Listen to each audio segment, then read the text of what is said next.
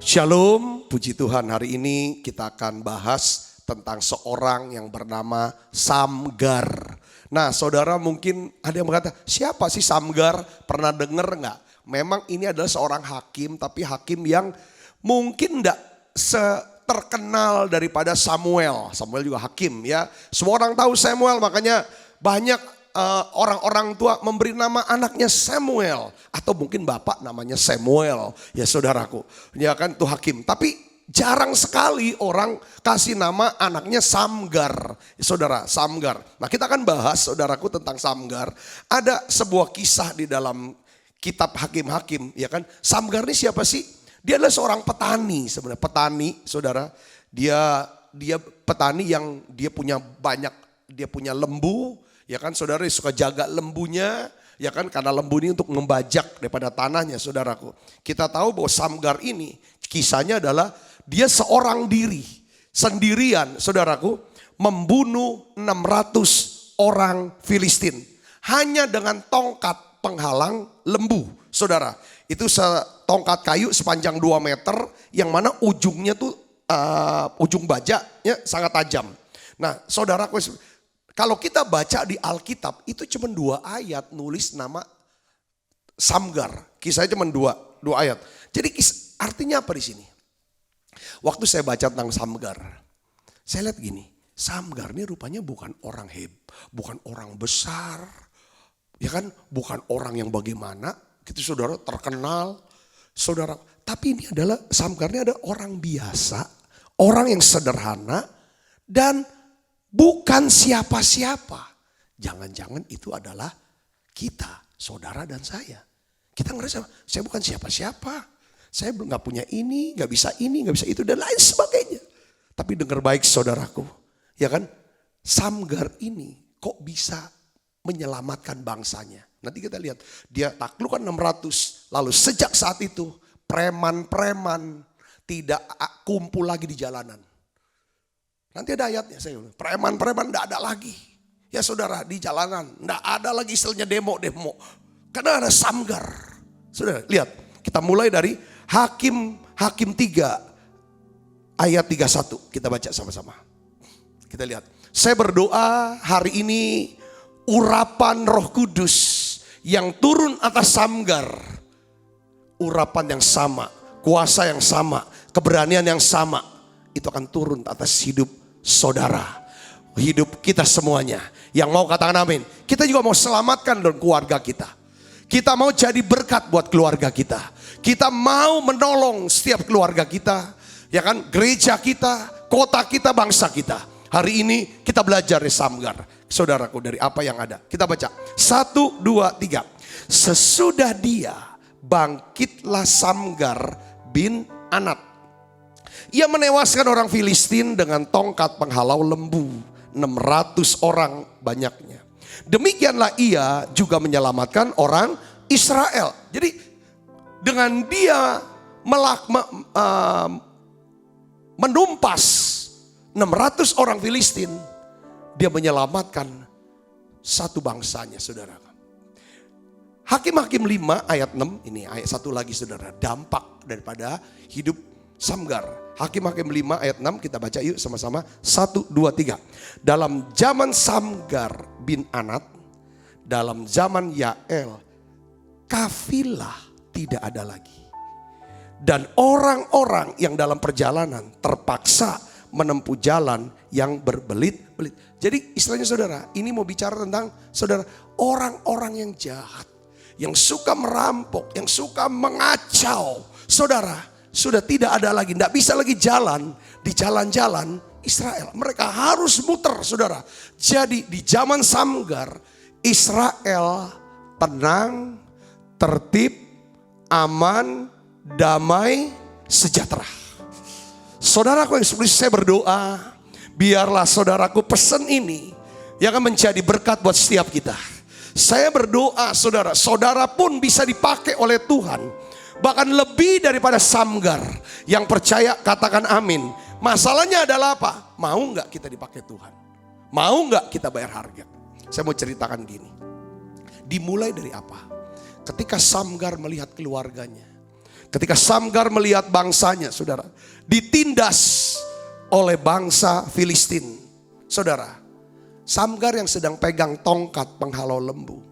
Ini tongkat biasa, saudaraku, yang dipakai tiap hari sama dia untuk jaga-jaga lembunya. Namun dalam keadaan yang seperti itu, rupanya tongkat itu diubahnya menjadi apa? Senjata yang mematikan. Senjata untuk berperang. Jadi tongkat penghalau lembu yang biasa dipakai oleh Samgar untuk mencari nafkah. Saudara, tongkat itu diubah menjadi senjata peperangan untuk melawan orang Filistin.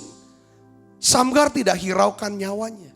Bayangin saudara, sendirian lawan berapa? 600 orang Filistin. Saudaraku, tapi Samgar berhasil menaklukkan orang Filistin. Membunuh 600 orang Filistin yang kuat sendirian. Hanya dengan tongkat penghalau lembu.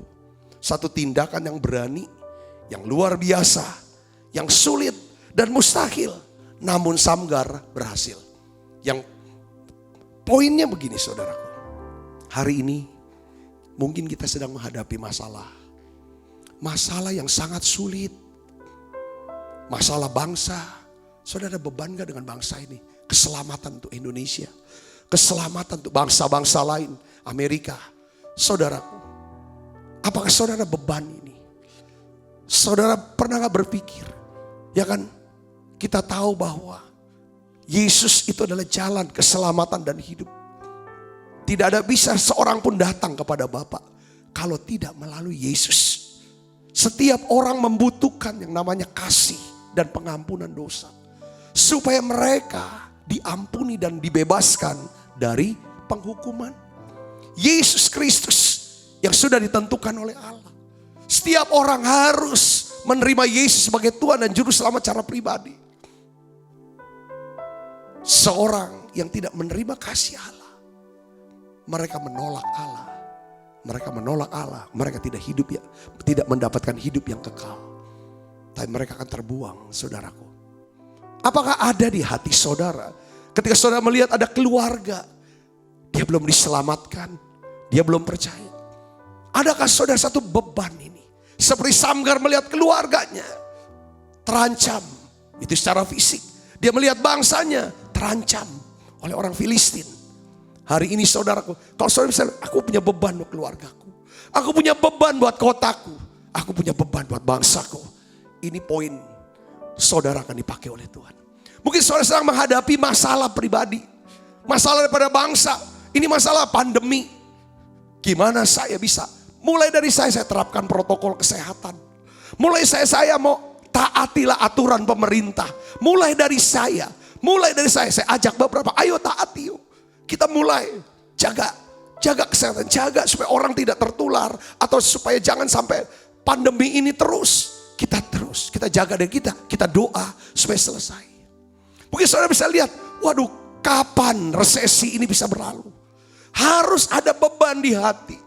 Lalu mulai saudara bisa melihat, oh keluargaku, sahabatku, saudaraku sedang kena corona, sedang sakit. Ada beban di sini, ada beban di sini. Atau mungkin saudara sendiri yang sedang mengalami masalah penyakit. Roh Samgar, urapan Samgar itu dimulai dari apa? Satu belas kasihan, satu beban. Melihat saudara, untuk melihat keselamatan. Ya kan? Saudara, masalah saudara mungkin bukan 600 orang Filistin melawan saudara seorang diri. Saudara sedang menghadapi masalah yang sangat sulit. Entah itu keuangan kah? Entah itu keluarga, rumah tangga saudara. Atau saudara sedang mengalami depresi, stres. Kayak ada serangan-serangan daripada kuasa gelap. Saya ingin beritahu saudaraku, kuasa Allah lebih besar daripada masalah saudara. Yang percaya katakan amin. Ya kan? Hari ini saya ingin bagikan secara cepat. Saudara, kalau saudara mau coba mulai terapkan ini. Ya, saudara mau terapkan ini. Apa saudara? 3 kunci kemenangan daripada Samgar kita akan belajar. Saudaraku, kita akan belajar. Yang pertama, Samgar memulai dari tempat dia berada. Maksudnya apa di sini? Di mana Samgar memulainya, saudaraku? Samgar memulainya di mana? Di ladang. Dia seorang petani. Ladang adalah tempat dia menanam. Ladang tempat dia mencari nafkah. Tetapi Tuhan mengubah ladangnya menjadi medan pertempuran untuk menyelamatkan bangsanya dari orang Filistin. Apakah saudara punya kerinduan? Sekali lagi saya bilang, untuk menyelamatkan keluarga saudara. Apakah saudara punya kerinduan untuk menyelamatkan kota dan bangsa saudara? Atau saudara punya kerinduan untuk menyelamatkan diri saudara sendiri? Lalu saudara bisa menyelamatkan keluarga dan kota dan bangsa saudara. Ingat saudaraku, Samgar bukan seorang tentara. Samgar tidak masuk akademi militer. Dia tidak memiliki jabatan di bangsanya. Dia bukan siapa-siapa. Tapi dia punya beban. Dia sadar bahwa apabila, dia sadar. Dia ingin melihat bangsanya diselamatkan. Saudaraku Yesus Kristus, saya percaya bahwa kita bisa belajar dari Samgar ini. Samgar sadar kalau dia ingin mengubah masa depannya, saudaraku, maka dia sendiri harus memulai, harus memulai melakukan sesuatu sekalipun sendirian. Alkitab bilang dia sendiri lawan orang Filistin. Dampaknya apa saudara? Seluruh bangsa diselamatkan. Dan penjahat-penjahat ya saudara, itu tidak lagi ada di jalan-jalan. Ini dampak, itu seperti kayak bicara tentang apa? Atmosfer dan mental. Saudara, ini bicara atmosfer ketika ada kemenangan. Saudara masih ingat gak cerita Rahab bersama dengan para pengintai? Rahab bilang begini, tahu gak? Orang Yeriko itu udah dengar Allahmu loh, yang mengeringkan daripada laut Teberau, yang kalian sudah mengalahkan daripada suku-suku. Saya kira bilang, ini Raja Yeriko dan semua itu gemeteran dengar. Mental sudah jatuh. Jadi dengar baik saudaraku, itu bangun atmosfer itu penting. Yang ngerti katakan amin. Dimulai dari apa? Atmosfer iman dalam diri saudara itu penting dijaga, dipelihara. Kalau tidak ada, dibangun dulu. Udah terbangun, pelihara. Saudaraku Yesus Kristus. Nah ini penting saudaraku. Samgar lakukan sendiri. Kadang-kadang kita begini, aku mau bertindak tapi kok gak ada orang ya. Kok semua kok enak-enakan aja. Kok di rumah ini cuman aku yang capek. Di keluarga kok cuman aku aja. Semua minta, semua tergantung aku. Mestinya saudara mikirin jangan seperti itu. Mikirnya puji Tuhan aku bisa jadi berkat buat keluarga. Tuhan pakai saya. Ya kan saya bisa bantu si A, bantu keponakan ini, mama, bapak. Aku bisa membantu ini. Harusnya ke sana. Ini namanya urapan Samgar. Katakan amin saudaraku. Jangan bilang, kok apa-apa aku. Padahal kan aku kan gak lebih kaya daripada abang aku. Jangan gitu mikirnya. Mikirnya harus bersyukur kita bisa dipakai Tuhan. Katakan amin saudaraku. Ya kan? Saya juga dulu pernah berpikir seperti itu. Tapi setelah saya pikir lagi. Oh ya, ini satu anugerah. Mungkin saudara di kantor. Di tempat pekerjaan, kok bosnya nyuruhnya aku terus. Saudara berpikir, kenapa aku terus yang disuruh? Aku sendiri yang capek. Yang lain rebah-rebahan aja, gaji dapat. Sedangkan aku, saya kan gajinya gak lebih besar dari dia. Tapi aku disuruh terus sama bos. Saudara jangan ngeluh gitu. Saudara harus bersyukur. Itu satu kepercayaan yang Tuhan beri pada saudara. Katakan amin. Nanti saudara lihat ke depannya, saudara akan melejit naik. Itu orang-orang yang dicari Tuhan. Katakan amin saudara, ini yang harus ada. Nah oleh karena itu saudara, bagaimana Samgar? Saudara, kok bisa di ladangnya sendiri dengan tongkat penghalau lembunya, dia bisa taklukkan 600 orang Filistin. Dan membawa apa saudara? Atmosfer dan dampak mental daripada orang Filistin dan bangsa-bangsa lain, saudara, jadi jatuh, ya kan, sehingga mereka ketakutan, tidak ada peperangan lagi, jadi aman. Apa penyebabnya? Kata kuncinya apa? Samgar itu melatih dirinya. Tiap hari dia pakai terus tuh tongkat. Jadi dia mahir menggunakan tongkat. Saudara bisa ngerti ini. Ini mengalahkan untuk lembu. Ya kan kalau ada apa. Dia lahir Pak.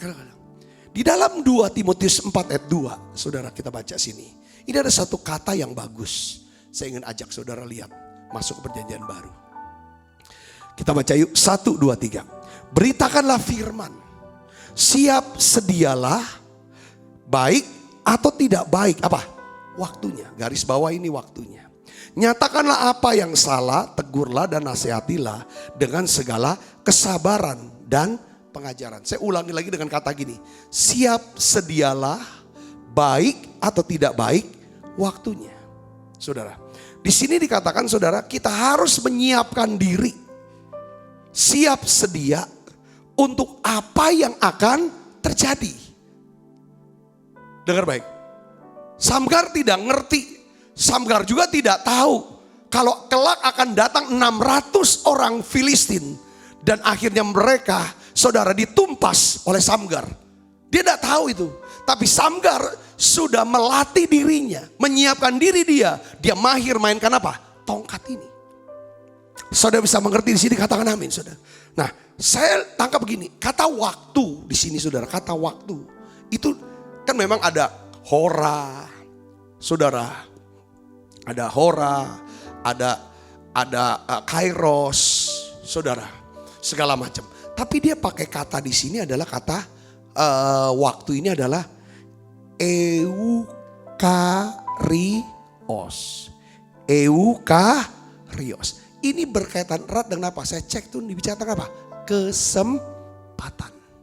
Kesempatan. Dengan kata lain saya mau ngomong begini. Kita ini sebaiknya menyiapkan diri dari sekarang. Tiap hari kita harus menyiapkan diri kita. Makanya Alkitab berjaga-jagalah. Dan berdoalah. Ya kan, kamu karena gak tahu waktu. Ya kan, kapan anak manusia itu akan datang. Kita gak tahu itu waktu. Waktu itu kesempatan dia datang. Kita bisa terjemahin macam-macam. Ujungnya adalah kalau kita gak siap akan kedatangan Tuhan. Maka kita akan tertinggal. Saudaraku. Begitu juga kalau kita gak siap, gak mempersiapkan diri, maka kita gak akan pernah bisa jadi orang berhasil di dalam kehidupan ini. Persiapan itu penting. Saudara Kristus, ya kan? Jadi kita harus siapkan diri sekarang, ya kan? Ketika sekalipun tampaknya gak ada apa-apa. Tidak ada apa-apa yang akan terjadi. Kelihatannya gak ada apa-apa terjadi. Saudara, saya harus tiap hari melatih diri. Melatih diri. Coba tulis di live chat, katakan amin.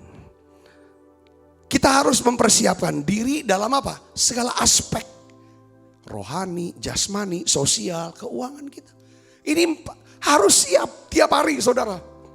Dalam hal rohani kita perlu saudara menyiapkan diri dengan cara apa? Waktu saudara saat teduh pagi. Saudara sedang mempersiapkan diri dengan saudara doa. Saudara nyembah. Saudara bisa pungut mana itu menjadi kekuatan. Saya minta tuntunan Tuhan untuk sepanjang hari ini. Berikan saya hati yang teguh. Berikan saya, jadi sama Tuhan tuh sudah ngomong, sudah buat ketetapan. Saya mau jadi berkat. Biarlah perkataan saya perkataan yang memberikan semangat yang baru. Biarlah tangan ini bisa nolong orang. Kaki ini bisa melangkah ke tempat di mana Tuhan inginkan. Di dalam saat teduh saudara bisa secara rohani bicara sama Tuhan seperti itu. Yang ngerti katakan amin. Saudara bisa masuk menara doa sorenya. Saudara setiap hari 18.45 seperti ini. Kita buat premier saudaraku.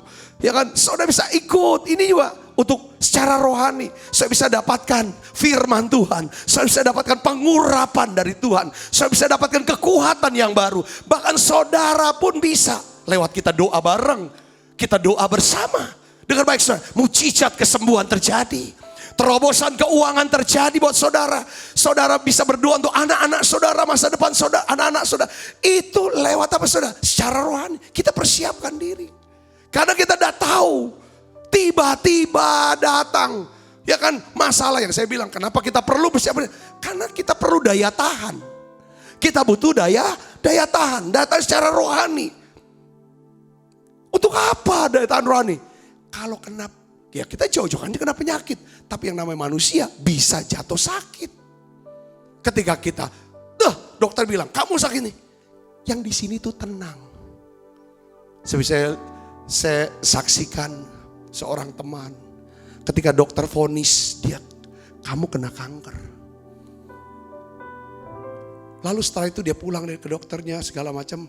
Ya kan saudara, beliau ketemu dengan saya. Saya lihat tuh tenang.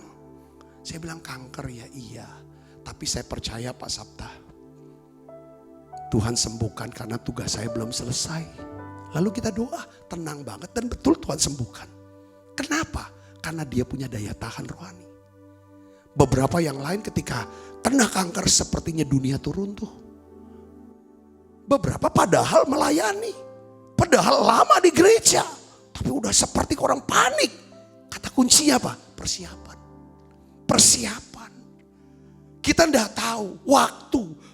Saudaraku, kadang-kadang waktu ini eukarios. Saudara, ini kesempatan bisa membuat kita apa saudara? Ini bisa kita naik. Ujian itu mungkin. Waktu ujian bisa juga. Bisa waktu untuk kita diberkati. Jadi saya bisa nangkap sini. Secara rohani penting. Ini awal. Kedua, kita juga harus mempersiapkan secara jasmani. Karena kita juga mau diberkati secara jasmani. Umur panjang. Sehat.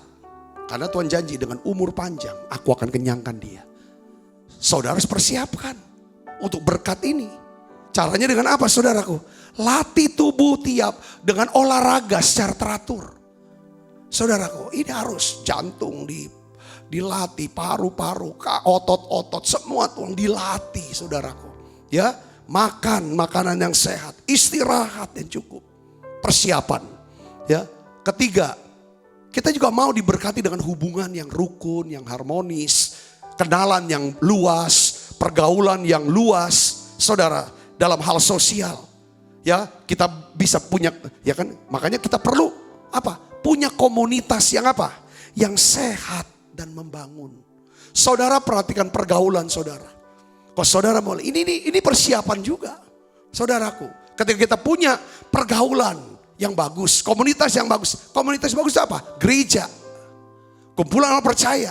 Karena Yesus berkata, aku akan mendirikan gereja, eklesia, jemaat. Dan Allah maut tidak akan menguasainya. Dahsyat saudara. Ketika saudara ada di kumpulan, di gereja. Kumpulan orang percaya, komunitas ini. Saudara, dan komunitas yang bagaimana? Komunitas saudara akan bangun dengan kasih. Dan juga dengan apa? Komunikasi yang bagus. Bangun komunitas, punya komunitas. Yang keempat, saudaraku, dalam hal keuangan, persiapan dalam hal keuangan. Apa saudara yang perlu? Ya kerja, cari nafkah. Kerja, saya belum dapat kerjaan Pak. Kerja apa? Saya bilang kerja untuk cari nafkah. Bukan kerja untuk gengsi. Kalau banyak orang cari kerja tuh harus, pekerjaannya harus pakai batik. Harus pakai dasi. Tapi yang tersedia mungkin saat itu pekerjaan yang tidak memerlukan saudara pakai batik. Pakai jas. Mungkin pekerjaannya cukup dengan celana pendek dan kaos.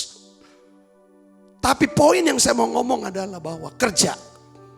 Harus kerja. Cari nafkah. Apalagi saudara sudah punya tanggungan keluarga. Ini penting, saudara yang bekerja, tetaplah bekerja. Jangan karena emosi saudara keluar. Jangan. Bekerja cari nafkah. Saudara ada penghasilan, ditabung. Ya kan sebagian ditabung, ditabur tuh. Persembahan apa yang menjadi milik Tuhan. Belanja sesuai dengan kebutuhan saudara. Jadi dengar baik, waktunya akan datang. Kesempatan untuk bertindak itu akan muncul.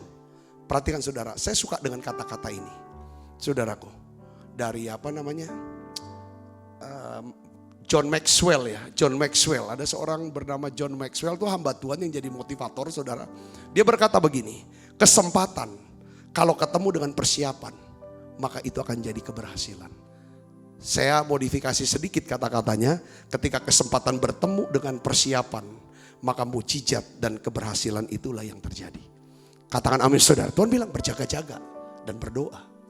Saudara, ini penting. Ya saudara, berjaga-jaga dan berdoa. Kamu tidak tahu saat dan waktu anak manusia itu datang. Saudara, Samgar, saudara, dia mulai dari apa yang ada. Wah, ketika dia hadapi satu situasi yang mendesak. Dia dikerubutin saudara, dengan berapa? 600. Yang kedua saudaraku, Samgar. memakai apa yang dia miliki. Kita sudah tahu, dia ya kan, Samgar memiliki apa yang dia miliki. Saudaraku, Samgar gak punya senjata mesin otomatis. Dia cuma punya tongkat penghalau lembu. Tongkat itu untuk mencari nafkah, bukan dimaksudkan untuk jadi senjata buat dia. Tapi dia ahli dalam memakai tongkat itu karena dia pakai tiap hari. Saudaraku yang kasih Kristus, apa yang menjadi tongkat penghalau lembu saudara? Apa yang menjadi tongkat penghalau lembu saudara? Jadi dia pakai itu saudara untuk menaklukkan. Kadang ya Tuhan tuh pakai kita, orang-orang yang sukses dalam hidup dia. Saudaraku, orang-orang yang diberkati. Biasanya saudara, ya kan, Tuhan pakai dari apa yang dia suka. Yang tiap hari dia pakai. Saudaraku, ketika seseorang itu hobinya melukis dari kecil. Saudaraku, buat orang tuanya lukis mana dapat duit. Masa bisa aja apa segala macam. Tapi dia hobi melukis. Tapi dari situ Tuhan bisa memberkati dia. Ketika dia tekuni itu. Ada seorang hobi menari. Masa nari gimana? Itu kan yang aneh-aneh sebenarnya. Saya memang dari dulu, saya tuh seperti kayak punya passion. Passion siapa? Suka baca, suka belajar, dan suka ngasih tahu. Ngajar gitu loh saudaraku. Dengan segala keterbatasan saya. Dan rupanya saudara, hal ini dipakai oleh Tuhan. Ini jadi tongkat penghalau lembu buat saya. Sehingga saudaraku yang kasih, walaupun saya akhirnya sekolahnya ya jadi akuntan, pemeriksa, saudara keuangan, finance waktu itu, bisnis segala macam. Tapi ujungnya saya jadi hamba Tuhan, jadi pendeta yang kerjanya apa? Baca, belajar, berdoa, ngajar, doakan. Nah ini, itulah tongkat penghalau lembu buat saya. Mungkin saudara bilang, saya ini hobinya. Ya kan saya sukanya apa? Apa yang saudara pakai tiap hari. Tapi dengar baik saudaraku yang Yesus, ya kan? Tuhan pasti beri saudara itu tongkat penghalau lembu itu. Katakan amin, ya kan? Dia sudah sediakan sesuatu yang saudara bisa pakai dalam situasi apa saja. Ibu bapak saudaraku Yesus, Tuhan akan tunjukkan apa tongkat penghalau lembu buat saudara. Nah, pakai itu. Jadi lakukan saja dengan apa yang saudara punya. Katakan amin saudaraku, ya. Saya ingin ajak saudara untuk baca Alkitab yang lebih jelas. Kadang-kadang orang begini, aku gak mau deh melangkah, melakukan ini dan itu dan lain sebagainya. Gampangnya contohnya apa? Saya gak mau melayani dulu deh. Tunggu nanti saya pensiun dulu atau sudah tua baru saya mau melayani Tuhan. Atau berkata bahwa saya belum bisa bantu apa-apa karena saya sendiri belum kaya. Saya masih banyak kurang, jadi saya gak bisa bantu apa-apa. Orang suka ngomong kayak gitu. Wah, saya gak berani tampil dulu dah, karena saya juga belum populer. Katarnya begitu. Saudara, tunggu hebat dulu, tunggu dan lain sebagainya. Saya mau kasih tahu gini saudara. Langkah pertama kita. Saudara, ketika saudara melangkah, langkah pertama. Pada waktu saudara melangkah, ya kan saudaraku. Dari apa yang saudara bisa, dengan apa yang saudara punya, saudara langkahlah, kerjakan. Pada saat itulah, percayalah, kuasa kasih karunia Tuhan Yesus itu akan bekerja dalam hidup saudara. Katakan amin saudaraku. Saya kasih contoh, satu contoh Alkitab. Yosua 3 ayat 13, kita baca sama-sama. 1, 2, 3. Segera sesudah kaki para imam pengangkat tabut Tuhan, Tuhan semesta bumi berhenti di dalam air Sungai Yordan. Tuhan semesta bumi. Dia jelaskan sudah penulisnya. Ya kan? Sesudah kaki para imam pengangkat tabut Tuhan, pengangkat Tuhan. Tuhan semesta bumi, ada penegasan. El Gibor. Saudara, ini istilah nama Tuhan yang sama ketika Daud menyebut nama Tuhan waktu Daud berhadapan dengan siapa? Goliat. Saudaraku, ya. Berhenti dia melangkah, berhenti di dalam air Sungai Yordan, maka air Sungai Yordan itu apa? Akan terputus. Air yang turun dari hulu akan berhenti mengalir menjadi bendungan. Dikasih juga perkataan. Dikasih dulu kata-kata saudara. Perhatikan, kalau imam itu injak kaki di situ, maka Tuhan semesta alam akan menghentikan, membuat air yang dari hulu itu akan berhenti. Air jadi apa? Kering. Ya, kata-kata itu benih bagi apa? Perasaan. Katakan sama saudara, saudara harus bangun perasaan. Perasaan senang, sukacita. Ya kan? Harus ada atmosfer iman. Nah, lihat di dalam ayat yang ke-15. Ini kenyataannya. Ini tindakannya. Kita baca sama-sama. 1, 2, 3. Segera sesudah para pengangkat tabut itu sampai ke sungai Yordan, ya, para imam pengangkat tabut itu mencelupkan kakinya ke dalam air di tepi sungai itu. Sungai Yordan itu apa? Sebak, sampai meluap sepanjang tepinya selama musim menuai. Maka berhentilah air itu mengalir. Air yang turun dari hulu melonjak menjadi apa? Bendungan. Melonjak jadi bendungan, saudaraku. Ya, jauh sekali di dekat Adam, kota yang terletak di sebelah Sartan. Sedang air yang turun ke laut Araba itu, yakni laut asin, ya, kita laut mati sekarang ya, terputus sama sekali. Lalu menyeberanglah bangsa itu di tentangan apa? Yeriko. Dimulai dari apa, saudara? Saya yakin kalau para imam tidak melangkahkan kakinya yang pertama, maka seluruh bangsa tidak akan pernah bisa menyeberangi sungai Yordan. Kalau para imam tidak menjejakkan langkah kakinya yang pertama ke air sungai Yordan, mujizat tidak akan pernah terjadi. Saudaraku yang Kristus, saya ingin kasih tahu kepada kita semua. Saudara harus berani mulai melangkah. Katakan amin. Lakukan apa yang saudara bisa lakukan saat ini. Dengan apa yang saudara bisa, dengan apa yang saudara punya, lakukan saja. Lakukan saja. Selanjutnya Allah akan bekerja nanti. Kuasa Allah bekerja. Dan saudara akan terheran bagi Dia yang dapat melakukan jauh lebih banyak daripada apa yang saudara doakan dan saudara pikirkan. Katakan amin, saudaraku. Yang ketiga, yang terakhir.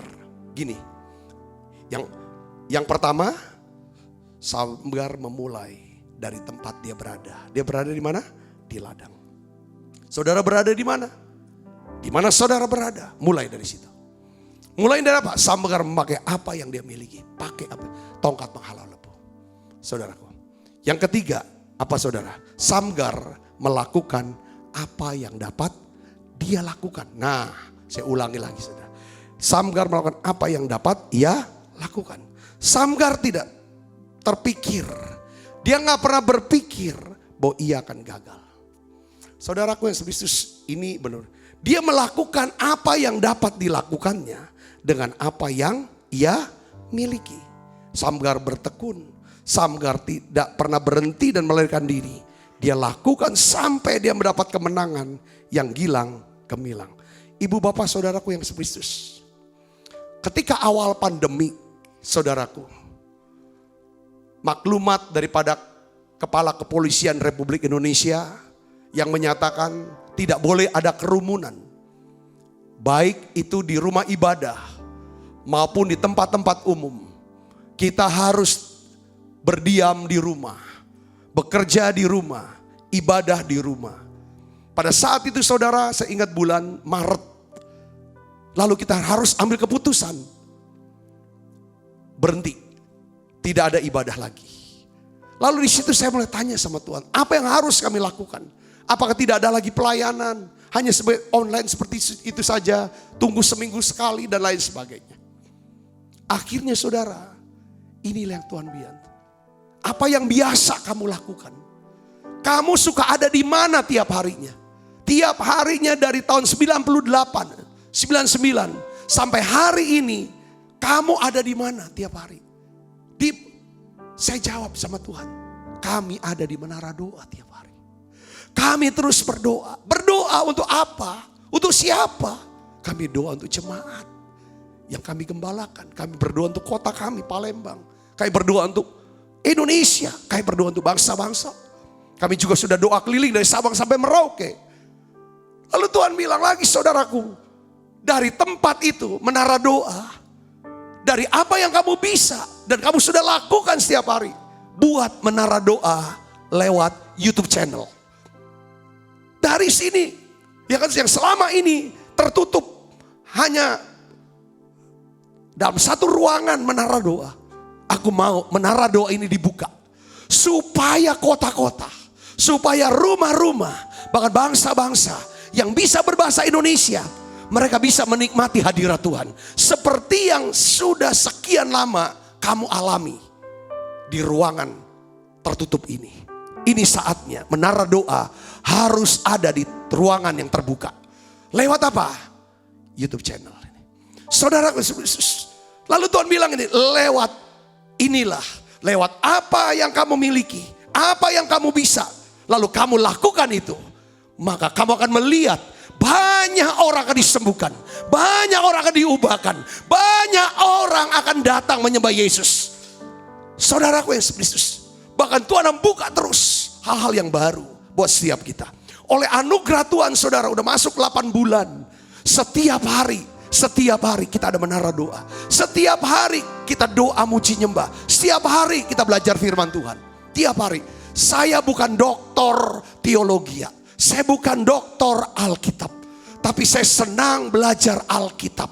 Saya senang baca-baca Alkitab. Oleh karena itu, oleh anugerah Tuhan, oleh kuasa daripada Roh Kudus, urapan, saya bisa mengajar saudara. Saya bisa mengajar hati yang sama, rindu. Ya kan, tidak ada yang lain. Kerinduan saya tidak mau belok-belokkan daripada pengajaran. Apa yang Alkitab tulis, itulah yang saya bagikan kepada saudara.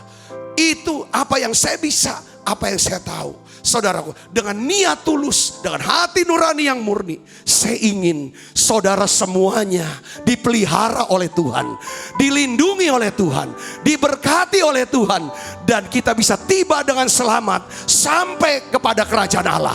Saya akan melihat anak-anak saudara semuanya diberkati, anak-anak saudara semuanya jadi orang-orang yang dipakai oleh Tuhan, yang mencintai Tuhan. Beri kemuliaan buat Yesus Kristus.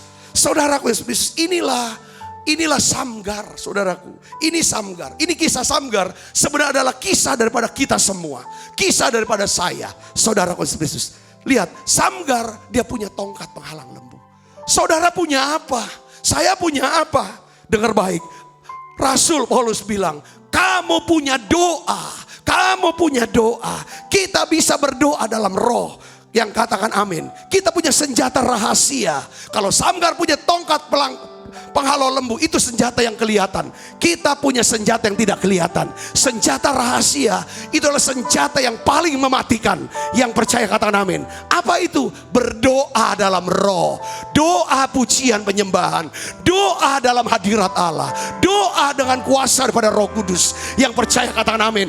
Itu yang saudara punya. Itu yang Tuhan sudah beri buat saudara. Itulah doa dalam roh. Katakan amin saudaraku. Inilah, kalau kita berdoa, pada waktu kita berdoa dalam roh, kita dapat berbuat jauh lebih banyak. Jauh lebih banyak. Kalau kita berdoa, kalau kita gak berdoa, kita gak bisa berdoa. Buat lebih banyak. Sebatas kemampuan kita.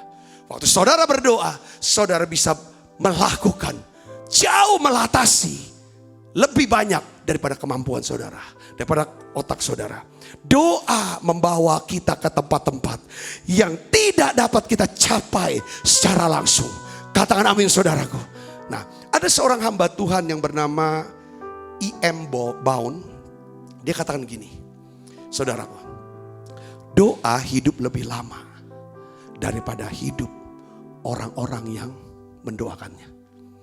Doa kita, doa saudara, hidup masanya lebih lama. Tapi saudara berdoa, maaf saya ngomong, doa orang tua kita. Doa orang tua kita ketika kita masih kecil. Doa itu masih hidup. Sekalipun orang tua kita sudah dipanggil oleh Tuhan. Doa para hamba-hamba Tuhan. Saudara, doa daripada Reinhard Bonnke. Doa-doa saudara dari William Seymour, doa-doa daripada Rasul Paulus, doa-doa dari Tuhan Yesus, doa-doa itu masih hidup sampai hari ini. Katakan amin saudara. Doa masa hidup, doa hidupnya lebih lama daripada hidup orang yang mendoakan. Dengar baik saudaraku Yesus, ini senjata kita. Ini senjata kita. Lebih daripada tongkat menghalang lembu. Punya daripada samgar, saudaraku. Alkitab, ya kan? Terus dia bilang begini, M-Bound. Doa tidak pernah mati. Doa hidup lebih lama dari satu generasi. Doa hidup lebih lama dari satu zaman. Doa hidup lebih lama daripada dunia ini. Dunia ini bisa berhenti. Dunia ini akan lenyap. Tapi doa-doa saudara tidak akan pernah lenyap. Karena doa itu kekal. Kenapa? Orang yang berdoa, yang naik ke hadapan Tuhan, biasanya doa itu dibungkus oleh kasih. Kasih itu tetap.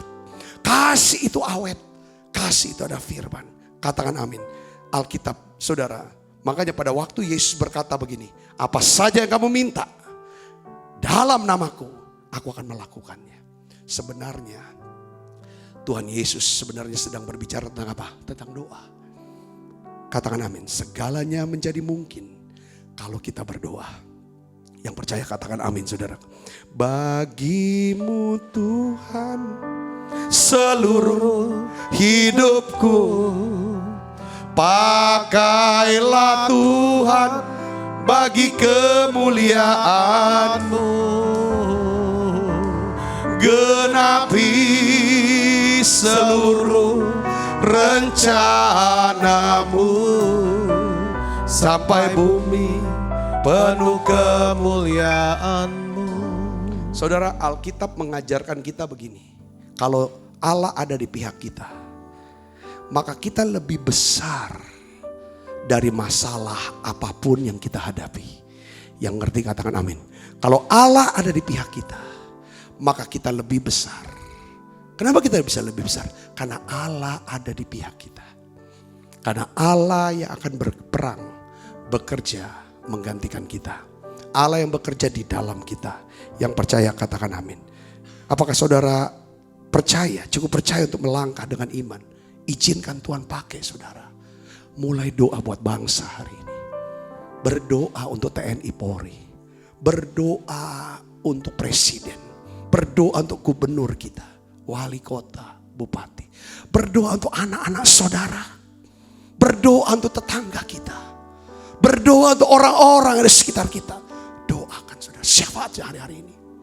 Jangan kita hanya mikir masalah kita. Sampai kita lupa masalah bangsa kita. Masalah pada bangsa. Doa saudaraku. Doa. Saya percaya waktu kita mendoakan bangsa kita.